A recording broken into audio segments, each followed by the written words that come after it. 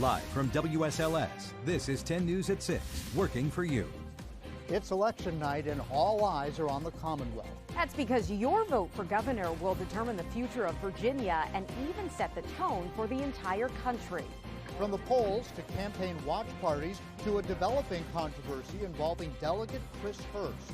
We're working for you with live team coverage as we await the results of Decision 2021.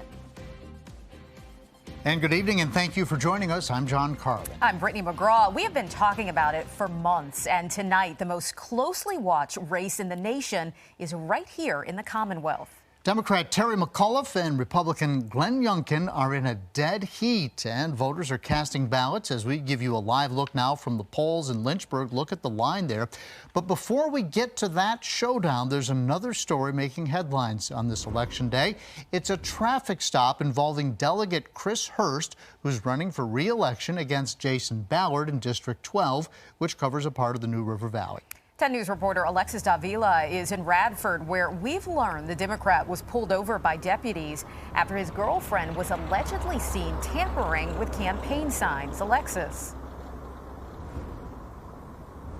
Well, since we broke the story this morning, we have been working for you to find out exactly what happened and whether this piece of news is impacting voters' decisions today. So let's take a step back and start from the beginning. Around 9:30 last night, I'm told Radford City deputies pulled over Chris Hurst after a woman was allegedly seen taking signs from Radford Rec Center and getting into Hurst's car. Radford Sheriff Mark Armitrout tells 10 News it was Emily Frentress, Hurst's girlfriend. She has not been charged. The sheriff also says Hurst was driving with a suspended license, which Hurst told the deputy he was unaware of. He was given a driving while suspended notification.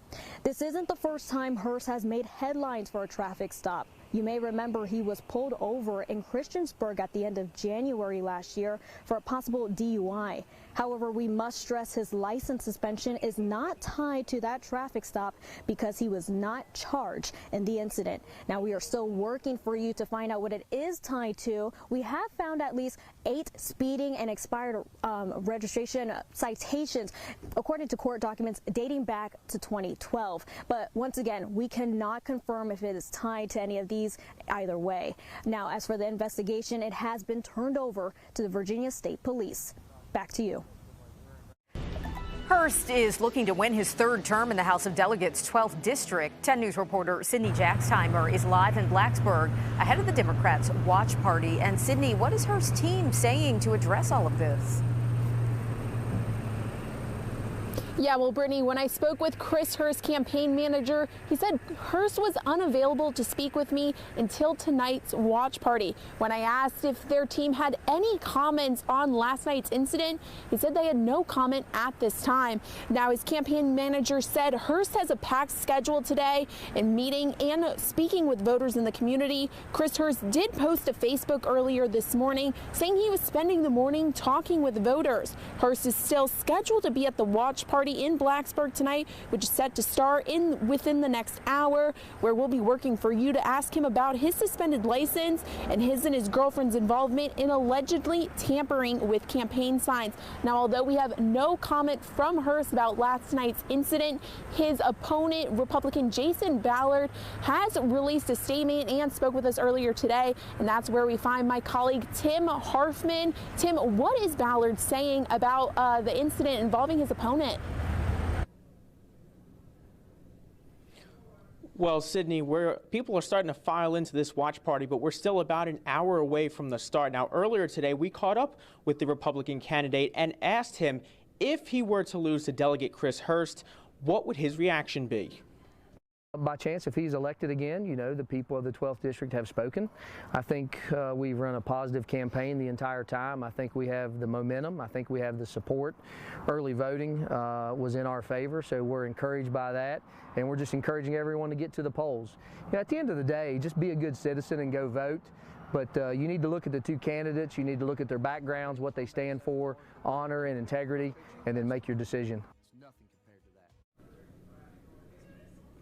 Now, we'll have more from the watch party when the polls close tonight at 7 o'clock. But for now, live in Giles County, Tim Harfman, 10 News, working for you.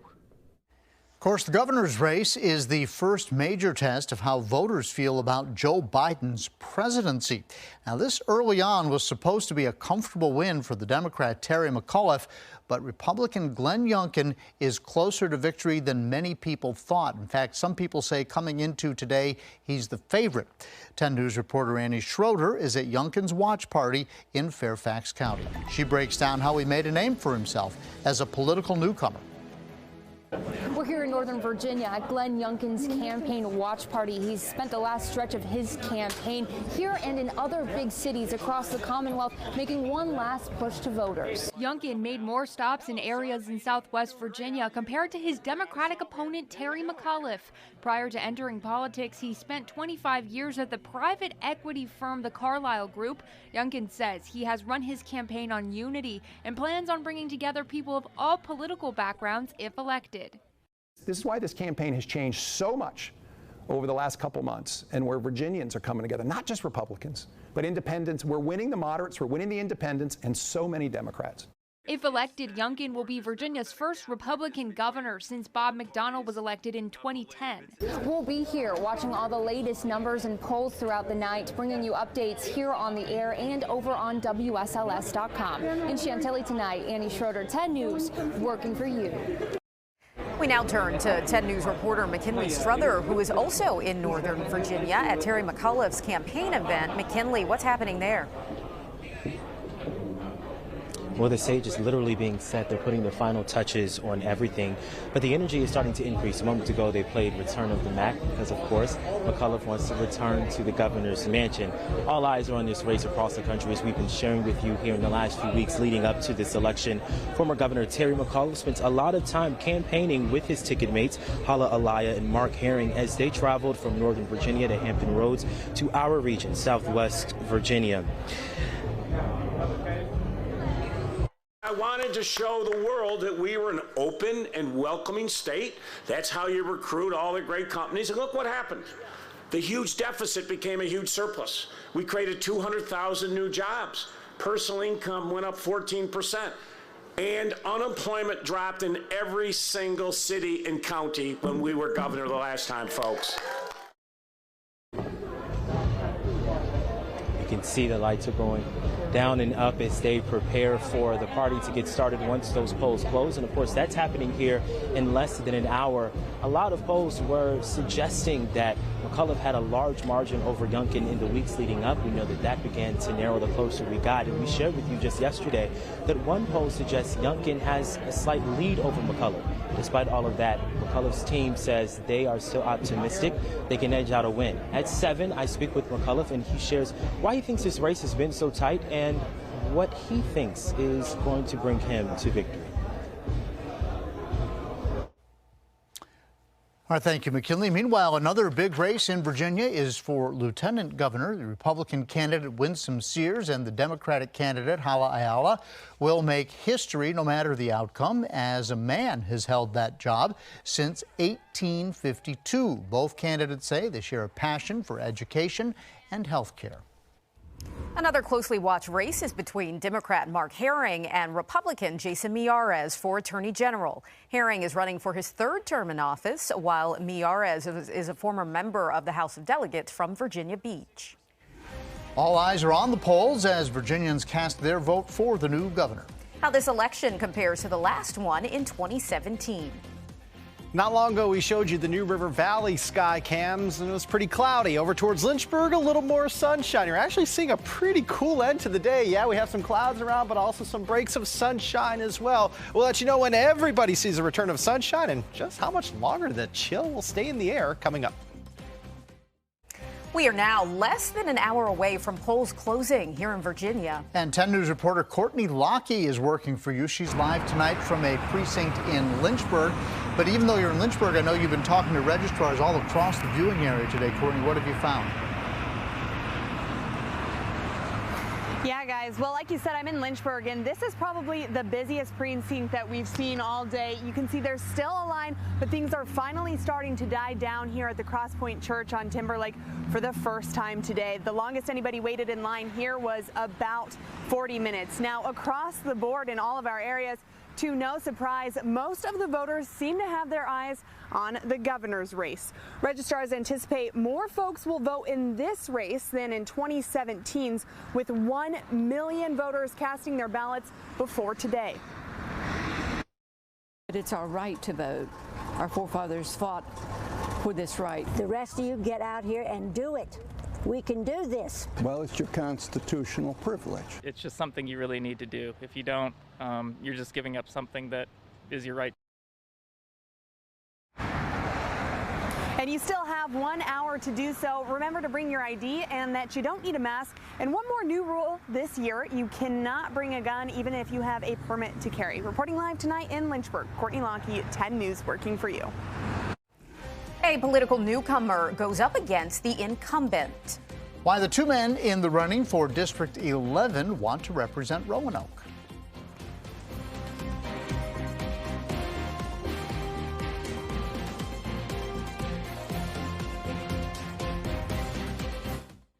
Democrat Sam Rasool is facing off against Republican Charlie Nave in the Virginia House of Delegates. They are vying to represent District 11, which covers most of Roanoke. 10 News reporter Lindsay Kennett shows us where both men stand ahead of Decision 2021. I'm here at Golden Cactus Brewing in Roanoke, where incumbent Delegate Sam Rasool is set to have his watch party later tonight. Rasool, who's from Roanoke, has served in the State House of Delegates since 2014. His challenger, Republican Charlie Nave, is vying for the seat in Roanoke City's 11th House District. Nave is a civil rights attorney who has lived in Virginia for the last 28 years. Nave's campaign promises funding law enforcement, transparency for parents when it comes to their kids' education, and promoting a healthy economy by bringing in jobs. Rasool also wants to fight for jobs and recovery after COVID-19, affordable quality health care, and increasing teacher pay. We're glad to see that there's good, strong turnout around the valley that I've seen today, but we're hoping people will use every last hour to cast their important vote. 10 News repeatedly reached out to Nave for weeks for a comment, but did not hear back. Reporting in Roanoke, I'm Lindsay Kennett, 10 News, working for you. Your local weather authority, always watching and tracking for you from the JES Weather Center. Small little taste of winter earlier today in parts of the Highlands. Thank you to Mindy Armstrong for sending this picture from Highland County. The roads were fine. Pavement was way too warm for any sort of snow to stick, but look at the ground. Yeah, the grass, the dirt, the mulch had a little bit of snow on the ground earlier this morning.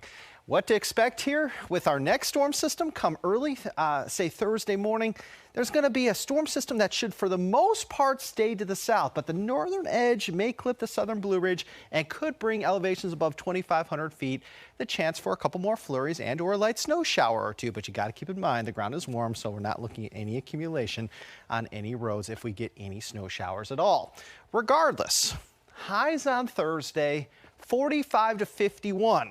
That's likely going to be the coldest day we've had since April the 2nd. And the reason is, or the main reason is, the jet stream has taken a big old dip to the south, allowing for all of this chilly air from Canada to work its way to the south. And if you want to find any warm air, you need to go like to Texas or to Florida on the East Coast, because much of the East Coast right now seeing some pretty chilly air, and it's going to be socked in here for much of the week. Now, as we head into the weekend, as we head into next week, indications are temperatures will start to warm up again, but it's going to take a little bit of time. 48 right now here at 618 in Roanoke, 49 Lynchburg, 50 Martinsville and Danville. It's 40 as we speak in Wytheville, 36 in Hot Springs, 39 in Covington, but we're dry, okay? Had a couple of snow showers towards the higher elevations earlier today, but most of what we had were rain showers, just liquid rain. And we had some bouts of some moderate rain earlier today, but again, that storm system has left us and is just leaving behind some clouds as we speak. And even those clouds are going to dissipate here as we head into the overnight tonight. Now let's set the stage for a partly to at times mostly sunny day tomorrow. That being said, after about 3-4 o'clock, you're going to notice the clouds starting to increase. And by dinner time tomorrow, most of us are mostly cloudy. Now, I cannot rule out the chance for a few rain showers, maybe a couple of high elevation snow showers in areas south of 460 later Wednesday night into Thursday. But the new computer models keep on coming in and they keep on pushing this precipitation further and further down to the south. So the Carolinas will likely have a better chance for some precipitation as we head into Wednesday night into early Thursday than what we're going to be seeing here. As a matter of fact, by late Thursday, clouds may start to break up a little bit. Areas of frost develop tonight, overnight lows 30 to 36. Now your 3-day zone by zone forecast showing the New River Valley only having highs in the 40s Wednesday and Thursday, 50 on Friday. For the highlands, you're looking at temperatures in the upper 40s and 50s here for the next several days. Even towards south side, your warmest day will be Friday with highs around 55. Now across Lynchburg, a stray shower can't be ruled out on Thursday, but most of that activity will stay towards the Carolinas. And really, if you don't see any showers on Thursday in Lynchburg, I don't think you will. Friday through Tuesday look dry as well with more sunshine. Across the Roanoke Valley, lower 50s tomorrow, upper 40s Thursday, middle 50s Friday and Saturday, 60 to 63 Sunday, Monday, Tuesday. And a reminder for you, daylight saving time ends for us here this weekend. John, Brittany. Thanks so much, Jeff. These colder temperatures are good news for the slopes. Yeah, they sure are. We want to show, look at this. This is video from Snowshoe Mountain Resort.